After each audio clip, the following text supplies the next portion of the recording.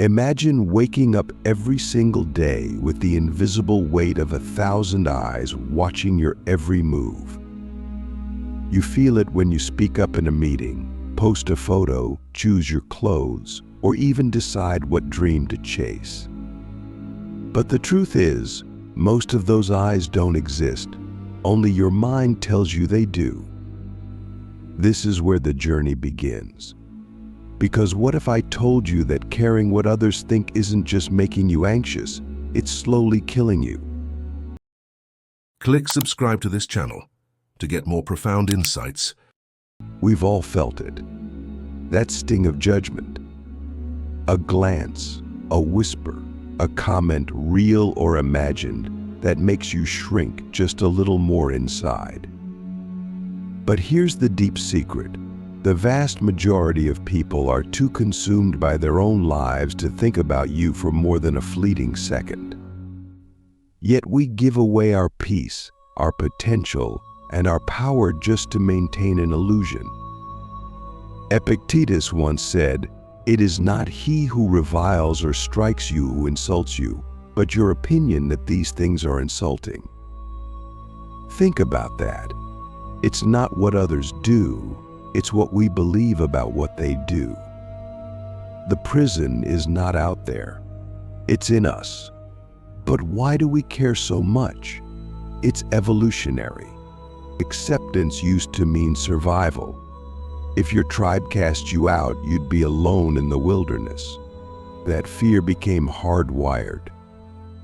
Fast forward to now, we're no longer in danger of wild animals, but we're still terrified of being alone, rejected, or criticized. So we comply, we shrink, we adapt our true selves to fit in. But every time we do this, something inside dies. The authentic you becomes a stranger. And worse, you start to forget who that even was. Let's go deeper. Picture a person on their deathbed. When asked what they regret most, do they say, "I wish I had worried more about what others thought of me"? No, they say, "I wish I had lived true to myself, not the life others expected of me." That's not a quote from fiction. It's from real hospice nurses who hear these regrets every day. What does that say about us? We're living lives curated for the comfort of others and dying without ever truly living for ourselves. Isn't that a kind of death every day? Now here's a brutal truth. When you constantly seek validation, you lose your own voice. You begin to morph into a collage of borrowed opinions, trends, and expectations. You become fluent in the language of others and forget the sound of your own soul. Soren Kierkegaard wrote, "The crowd is untruth." He believed that the more we immerse ourselves in the opinions of others, the further we drift from truth. Not just truth in general, but our truth.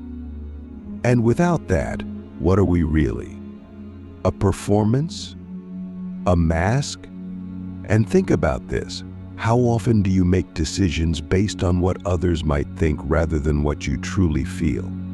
Be honest. Have you ever not posted something because you feared it wouldn't get likes?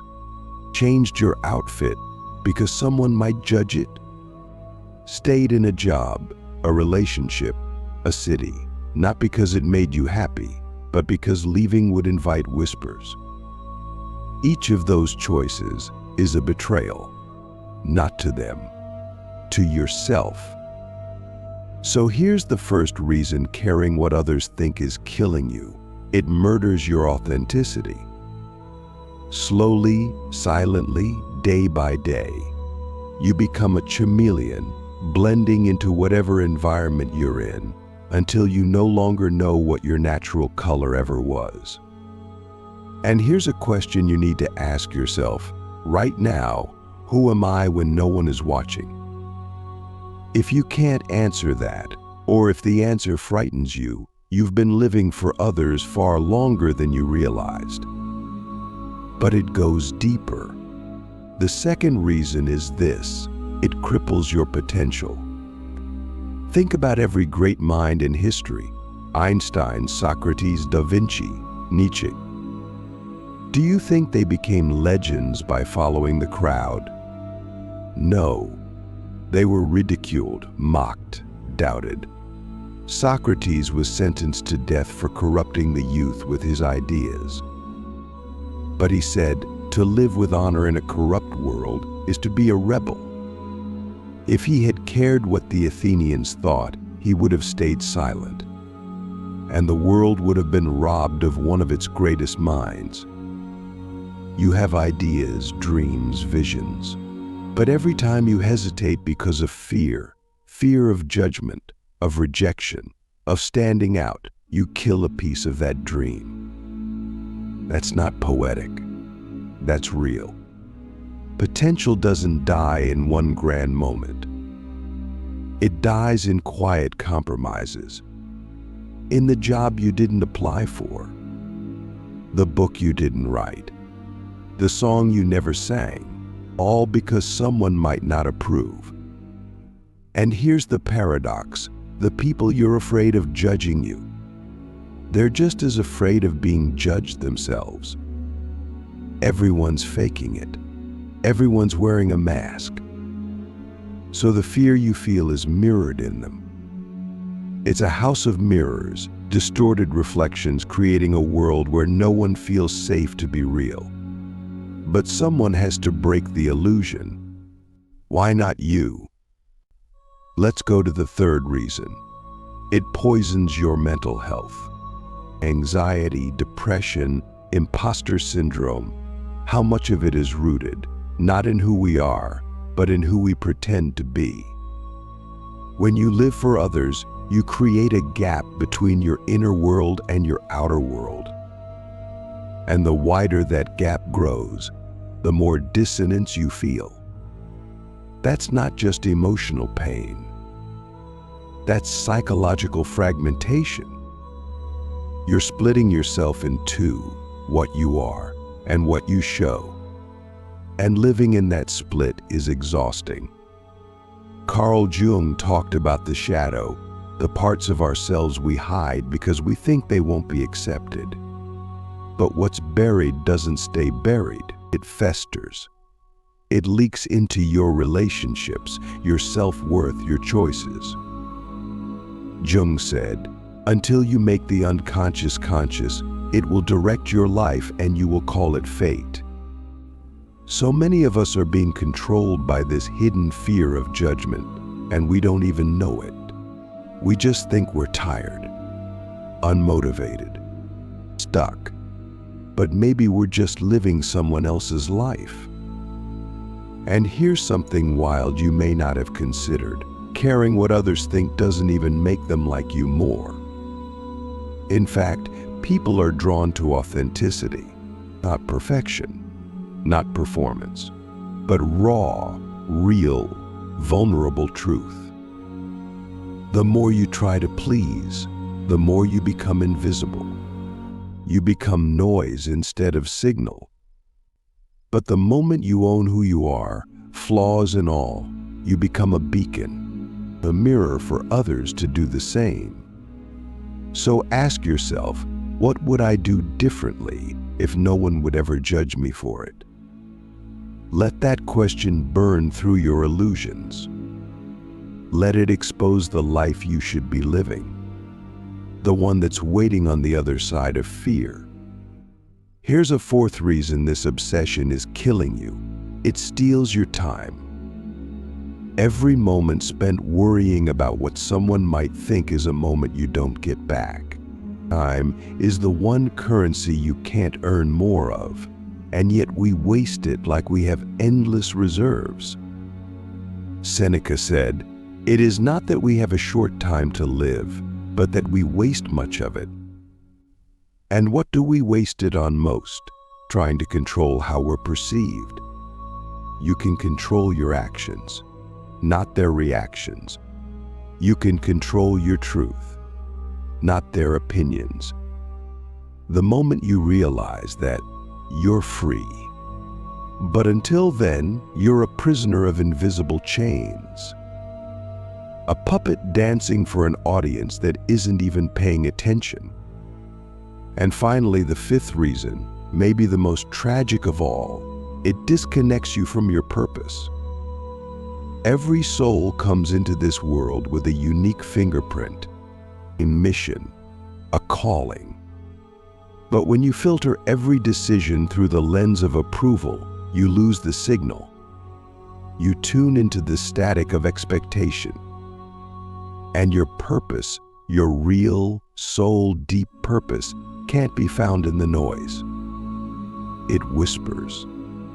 It hides in stillness. It requires courage, not conformity. So I ask you this, with full sincerity, whose life are you living? If that question shakes you good, that means there's still time, still breath, still a path back to yourself. Let's pick up where we left off, with that burning question, whose life are you living? And more importantly, who would you be if you stopped caring what others think? That isn't just a rhetorical question. It's a call to action. Because as long as you're living for someone else's applause, you'll never hear the sound of your own soul clapping. And that silence? It's the slow death of your spirit. The truth is, when we care too much about how we're perceived, we give away the steering wheel of our lives. We become passengers in a vehicle driven by public opinion. And the scariest part? Most of those drivers don't even know where they're going themselves. So we're not just lost, we're being led by others who are equally lost. That's the blind leading the blind. And it leads nowhere but regret. Let's revisit something powerful from Marcus Aurelius. It never ceases to amaze me. We all love ourselves more than other people, but care more about their opinion than our own. That's the paradox. We claim to love ourselves, yet we let others dictate what that self should look like. We silence our own desires to fit into molds we didn't even choose. And the longer we do this, the more we lose the ability to even hear our own inner voice. It's like letting someone else write your autobiography while you sit quietly in the corner, nodding. You might think, but isn't it normal to care a little about what others think? Sure, we're social beings. Feedback, connection, community, these are vital. But there's a fine line between healthy awareness and toxic dependence. When your self-worth becomes dependent on external validation, you're standing on a trapdoor. One bad comment, one rejection, one glare, and down you go. Your inner peace becomes a hostage. And here's where the psychology hits hard. We live in a world of mirrors now, social media, constant surveillance, digital judgment. Every action is potentially performative. Every post is curated. Every expression becomes a brand. But what happens when you treat your whole life like a product you're trying to sell? You lose the messy, human, imperfect parts. You lose the parts that make you real. And in the process, you start to feel hollow, like a projection instead of a person. This is why anxiety and depression are skyrocketing. We're not just overwhelmed, we're overexposed. We're trying to be perfect in a world that thrives on comparison. You scroll through someone's highlight reel and compare it to your behind-the-scenes mess. But that's not reality. That's illusion. And chasing it is like running on a treadmill. You go nowhere, exhausted, confused, and wondering why you still feel empty. Have you ever noticed how children don't care what others think? Watch a toddler dance in public. Sing off key. Wear mismatched shoes. They're free, unfiltered, unapologetic. That's our natural state. The shame, the self-consciousness, that's learned, conditioned, imposed. So the journey isn't about becoming something new. It's about unlearning everything that taught you to be afraid of yourself. This brings us to something profound. When you stop caring what others think, you start living in alignment with your values. Not theirs, not society's, yours. And that alignment? That's where power lives. That's where peace lives. That's where real joy comes from. Not from applause, but from integrity. From knowing you're living your truth, even if no one claps for it. Let me ask you something radical. If your life was a book and no one else could read it, would you still write the same story? Think about that. Strip away the audience. Strip away the praise. What would you choose? Who would you become? That's the test of authenticity. And here's the twist most people never realize. When you finally stop caring what others think, you don't become more isolated, you become more magnetic. Because authenticity is rare, it's raw, it's refreshing. It cuts through the noise. People are drawn to those who are unapologetically themselves. Not because they're perfect, but because they're real. Your imperfections become your power. Your vulnerability becomes your connection. But make no mistake, authenticity has a cost. It requires courage. It means being misunderstood, criticized, rejected. But here's the truth most people are too afraid to admit. You are already being judged, even when you conform. So you might as well be judged for being real. At least then the criticism doesn't stick. Because it's not aimed at a mask, it's aimed at a truth that you've already accepted. Let's go back to Nietzsche for a moment. He said, "The individual has always had to struggle to keep from being overwhelmed by the tribe. If you try it, you will be lonely often, and sometimes frightened. But no price is too high to pay for the privilege of owning yourself." That's the essence. Owning yourself. That's what's at stake here. Not just your happiness, but your identity, your very existence. So how do we begin to break free? First, become radically aware of your triggers. When do you feel the need to please? Who are the people whose opinions control you? What situations make you shrink? Map them, write them down. Awareness is the first cut in the chain. You can't break what you don't see. Second, practice saying no. It's a small word, but it holds a universe of power. Say no to things that don't align with your values. Say no to roles that dim your light. Say no to people who only love the version of you that's convenient for them. Every time you say no to something false, you say yes to something true. Third, reconnect with your inner compass. Spend time alone. Journal, meditate, reflect. Ask yourself, what do I want? Not what's impressive, not what's expected, but what sets your soul on fire. And then start choosing it, even in small ways, especially in small ways. Because identity isn't built with grand gestures, it's built with daily choices.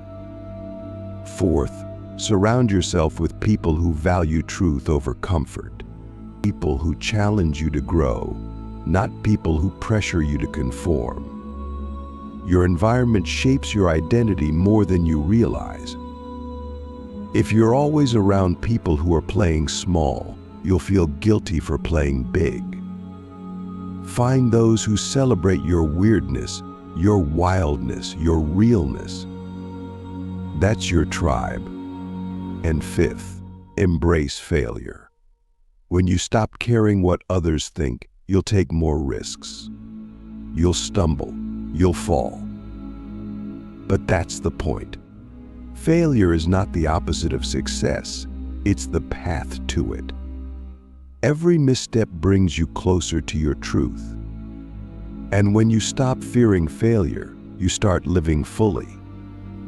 You stop playing not to lose and start playing to win. We've been taught to seek safety over truth. But safety is an illusion. The comfort zone is a cage. And the key isn't out there, it's in your pocket. It always has been. You just have to use it. You have to be willing to disappoint others in order to not disappoint yourself. You have to stop living as a reaction and start living as a creation. Let me leave you with one last thought for now. What if the version of you that you're afraid to show the world is the exact version the world needs most? What if your weirdness is your genius?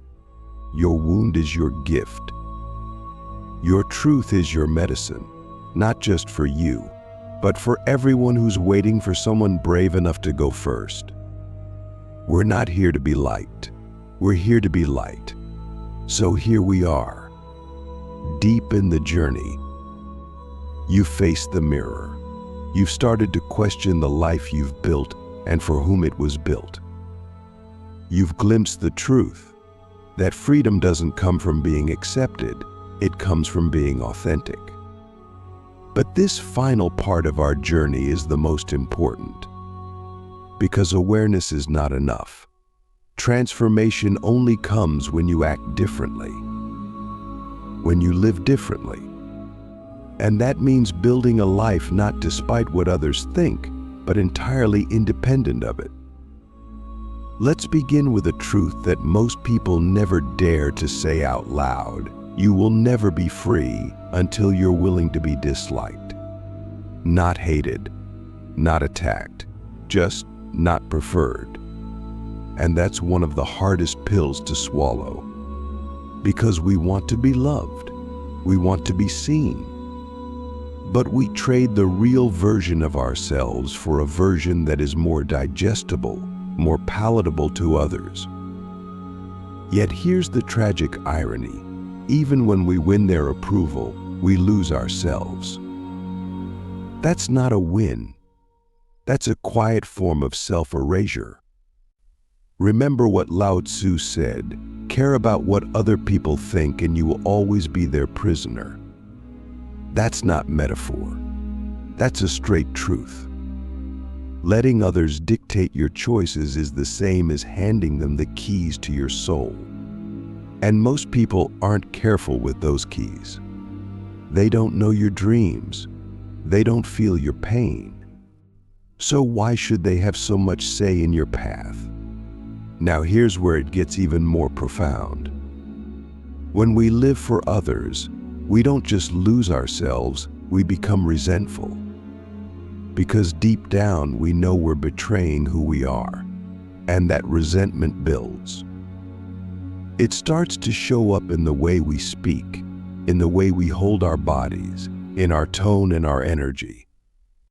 We become bitter performers in a play we never auditioned for.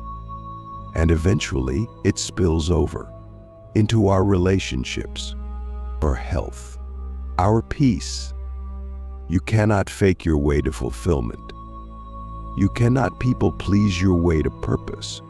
The soul knows when it's being ignored, and it will protest, sometimes through anxiety, sometimes through depression, sometimes through a quiet numbness that creeps in day by day.